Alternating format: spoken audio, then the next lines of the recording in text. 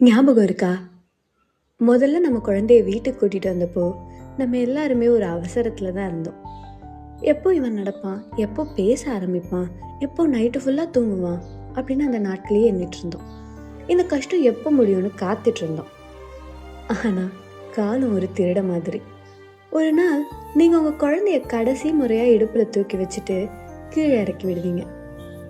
ஆனா அதுதான் கடைசி முறைன்னு உங்களுக்கே தெரியாது. ஒரு நாள் ரோடு கிராஸ் பண்ண அவங்க உங்க கையை தேட மாட்டாங்க. அந்த மழலை மாறாத அம்மா அம்மாங்கிற குரல் மெதுவாக மாறிடும். நம்ம கையை விட்டு மணல் நழுவுற மாதிரி அவங்களோட அந்த அழகான குழந்தை பருவம் நம்மளை விட்டு மெதுவாக நழுவிட்டே இருக்கு.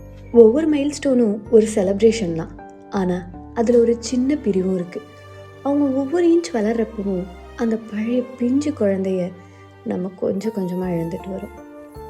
அது ஒரு வியர்ட் பெயின்.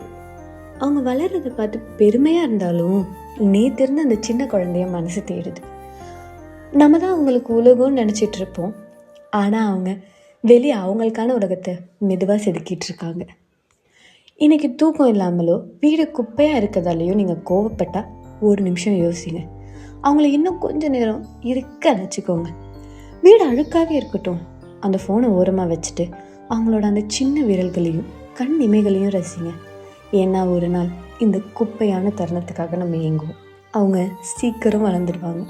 ஆனால் இந்த நினைவுகள் தான் என்றைக்குமே நம்ம கூட இருக்கும்.